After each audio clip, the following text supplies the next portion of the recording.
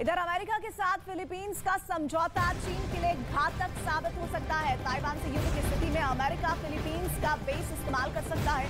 Philippines की पिछली सरकार ने ये अनुमति दी थी और इसी को लेकर अब आप देखिए कि किस तरह से अमेरिका के साथ फिलीपींस का समझौता और ज्यादा किस तरह की चुनौतियां पेश कर सकता है, चीन के लिए घातक साबित हो सकता है।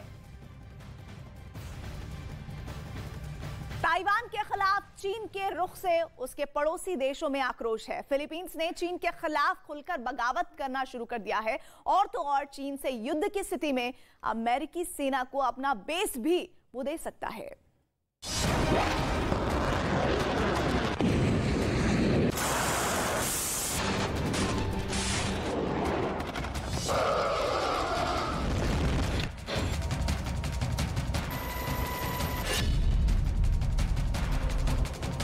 चीन की धमकी वाली रणनीति उस पर भारी पड़ रही है।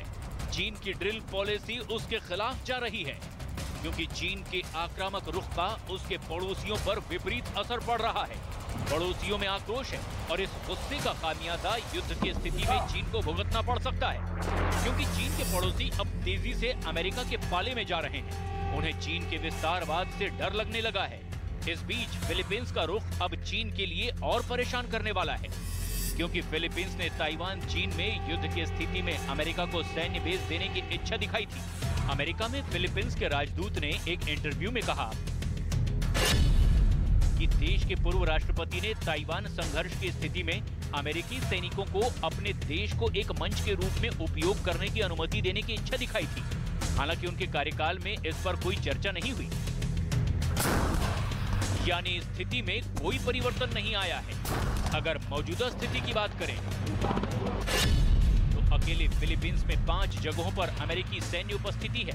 ये अनुमति 2014 में एक समझौते के तहत मिली थी। साथ ही ये भी कहा गया था कि अतिरिक्त ठिकानों में एक नौसैनिक बेस भी शामिल हो सकता है क्योंकि अमेरिका की रिपोर्ट के मुताबिक एशिया में अमेरिकी सैनिकों के पास टकराव की स्थिति में ईंधन भरने और फिर हमला करने के लिए पर्याप्त रसद क्षमता नहीं है।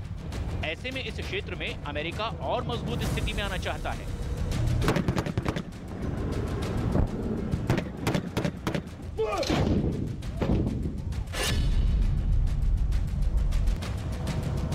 फिलीपींस दक्षिण चीन सागर में स्वतंत्र परिवहन में यकीन करता है, इसीलिए वो चीन के रुख के खिलाफ ताइवान का समर्थन करता है। चीन के आए दिन ड्रिल की वजह से उसके व्यापारिक जहाजों को रोक देते हैं और ड्रैगन की दादागिरी अब और बढ़ती जा रही है। ऐसे में फिलीपींस को अमेरिका का साथ मिला है। हालांकि फिलीपींस कहता है कि वो किसी भी तरह का युद्ध या टकराव नहीं चाहता। हम बातचीत के जरिए मुद्दों को सुलझाने में भरोसा रखते हैं।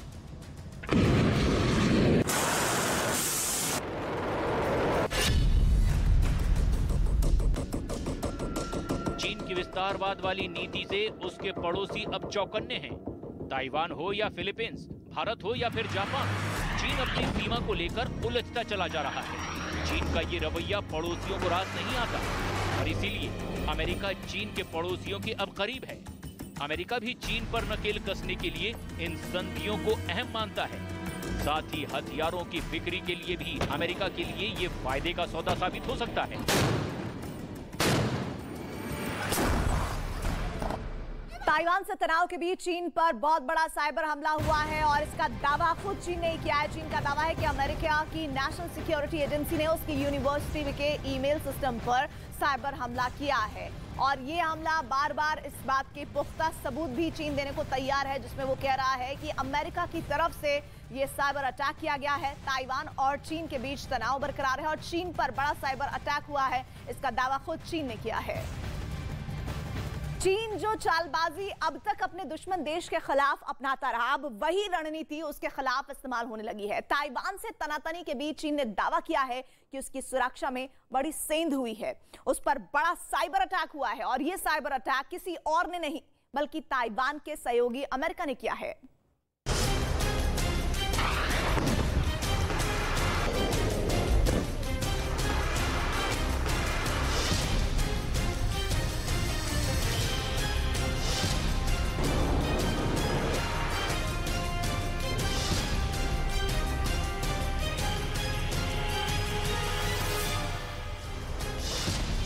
सुरक्षा कवच में बड़ी सीन। ईमेल सिस्टम पर अटैक का दावा।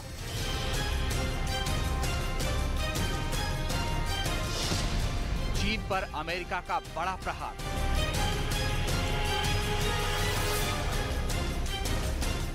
एक नहीं, दो नहीं, 1000 बार। 1000 नहीं, 2000 नहीं, 10,000 से भी ज्यादा बार चीन पर साइबर अटैक हुए। और ये दावा भी चीन से ही आया, यानी चीन की सुरक्षा में बड़ी सेंध लग गई और चीन बेबसी के आंसू बहाने के अलावा कुछ नहीं कर सका। एक तरफ चीन ताइवान के खिलाफ मोर्चाबंदी कर रहा है, उसकी जंगी जहाज ताइवान की सीमा में घुसपैठ कर रहे हैं, उसके फाइटर जेट चीन के आसमान में दहाड़ रहे हैं। माहौल ऐसा लग रहा है कि चीन ताइवान पर कभी भी हमला कर देगा। ऐसे में चीन लगातार ताइवान को युद्ध के लिए उकसाने में लगा है, लेकिन चीन ताइवान की घेराबंदी को और मजबूत कर उससे पहले उसकी ही सुरक्षा में बड़ी सेंध लग गई है। चीन ने दावा किया है कि उसके यूनिवर्सिटी पर साइबर हमला हुआ, यूनिवर्सिटी के ईमेल सिस्टम को हैक किया गया। चीन ने साइबर हमले का आरोप अमेरिका पर लगाया।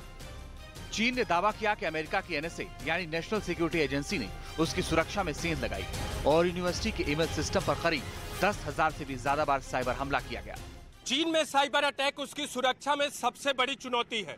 अगर अमेरिका चीन की यूनिवर्सिटी के ईमेल सिस्टम को हैक कर सकता है तो उसके डिफेंस सिस्टम पर भी बड़ा प्रहार कर सकता है, और ऐसा हुआ तो चीन अपने घर में ही हार जाएगा। क्योंकि मॉडर्न वॉर में लड़ाई टेक्नोलॉजी पर ही लड़ने के दावे हो रहे हैं। मतलब ये कि अगर चीन में उसकी रक्षा प्रणाली पर प्रहार हुआ तो चीन बेबस हो जाएगा।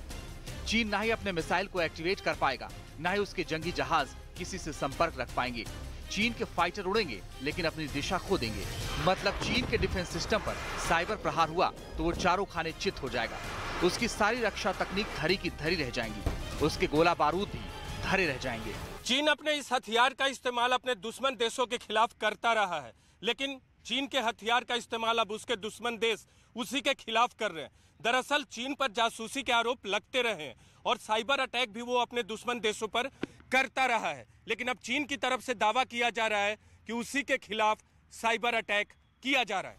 फिलहाल जिस ताइवान के खिलाफ चीन युद्ध की तैयारी कर रहा है, उस ताइवान के खिलाफ भी इसी साइबर रणनीति का इस्तेमाल कर रहा है। कुछ दिनों पहले ही अमेरिका की एक रिपोर्ट में बड़ा दावा किया गया था। इस रिपोर्ट में कहा गया कि चीन ने ताइवान के 3,500 साइबर टारगेट की पहचान की। इसमें ताइवान के 183 मिलिट्री बेस, 341 ट्रांसपोर्ट ठिकाने, 550 संचार केंद्र और 2,397 सरकारी संस्थान से जुड़े टारगेट शामिल हैं। रिपोर्ट में दावा किया गया कि चीन इन ठिकानों पर 2012 और 2013 से ही रेकी कर रहा था। साइबर अटैक के जरिए चीन ताइवान को बेबस और लाचार करने में जुटा था, लेकिन बेबसी के आंसू अब चीन को बहाने पड़ सकते हैं क्योंकि उसकी सुरक्षा में बड़ी सेंध लग गई है। मतलब युद्ध के मोर्चे पर चीन बैकफुट पर आ गया है। ताइवान से युद्ध की स्थिति में उसे सबसे बड़ी चुनौती अमेरिका से मिल रही है।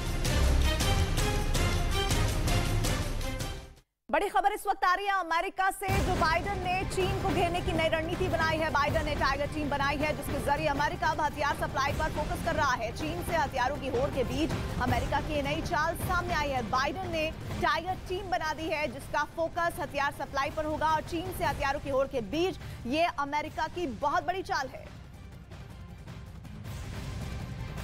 बीजिंग से लेकर वॉशिंगटन तक एक सीक्रेट मीटिंग की बहुत ज्यादा चर्चा है। ये मीटिंग राष्ट्रपति बाइडेन ने बुलाई है और इस मीटिंग में बाइडेन की टाइगर टीम भी होगी जिसे एक मिशन सौंपा गया है। इस मिशन के तहत अमेरिका के टॉप इंटेलिजेंस अफसर चीन को रोकने की कोशिश करेंगे।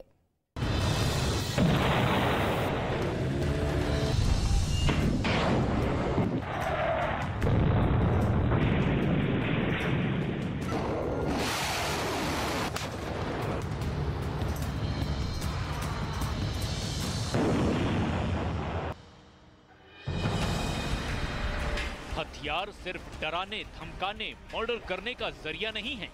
हथियार बर्बादी की वो दास्तां है जिससे सिर्फ और सिर्फ तबाही की भयानक कहानियां लिखी जा सकती है। जलते यूक्रेन की तपिश पूरी दुनिया में फैल रही है। समंदर में ड्रैगन के युद्धपोतों ने बारूद बिछा दिया है।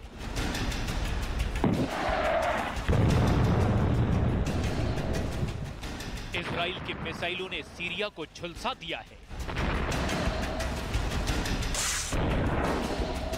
ईरान इजराइल जंग के मुहाने पर खड़े देश है।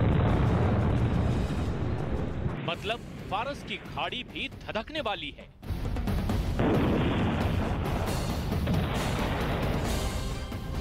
श्रीलंका का संग्राम इराक की सड़कों पर भी दिख रहा है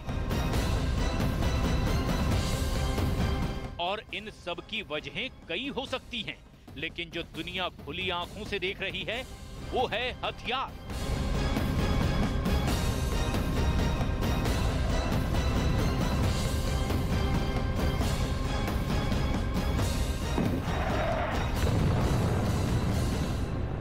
दुनिया भर में हथियारों के सबसे बड़े सौदागर अमेरिका ने चीन को करारा जवाब देने के लिए टीम तैयार की है। इस टीम का नाम है टाइगर टीम।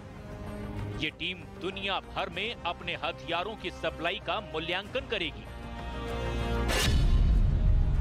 जैसे किस देश को इस वक्त कितना हथियार बेचा जा रहा है, किस देश को किस मूल्य पर कितने हथियार बेचे गए, किस देश को डोनेशन के तौर पर हथियार दिए गए, किस देश को कितने हथियारों की जरूरत है और कौन सा देश कितने हथियार खरीदना चाहता है।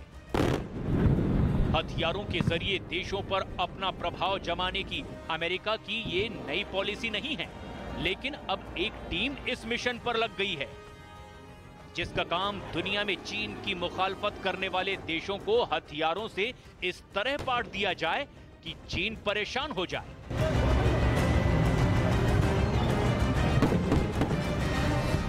हमला करें तो किस पर, क्योंकि अब जापान भी मिसाइलें बना रहा है और ताइवान के पास भी दुनिया का बेहतरीन डिफेंस सिस्टम मौजूद है।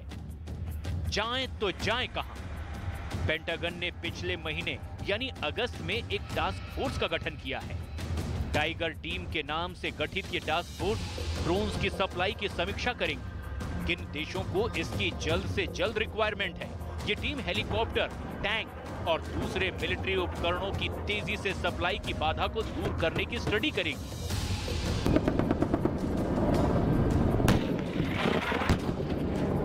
इस टाइगर टीम का एकमात्र मकसद है पूरी दुनिया में अमेरिका के पार्टनर्स खड़े करना, अपने सहयोगियों की सूची में इजाफा करना। ये समझना बहुत जरूरी है कि द्वितीय विश्व युद्ध और शीत युद्ध के बाद ये नया वर्ल्ड ऑर्डर है, जहां दो सुपर पावर अमेरिका वर्सेस नहीं है, बल्कि अमेरिका वर्सेस चीन है। 1991 में सोवियत संघ के विघटन के बाद एक ध्रुवीय विश्व बदल रहा है। चीन को खुद की ताकत का गुमान अमेरिका को चैलेंज कर रहा है, जिसका नतीजा होगा सिर्फ तबाही।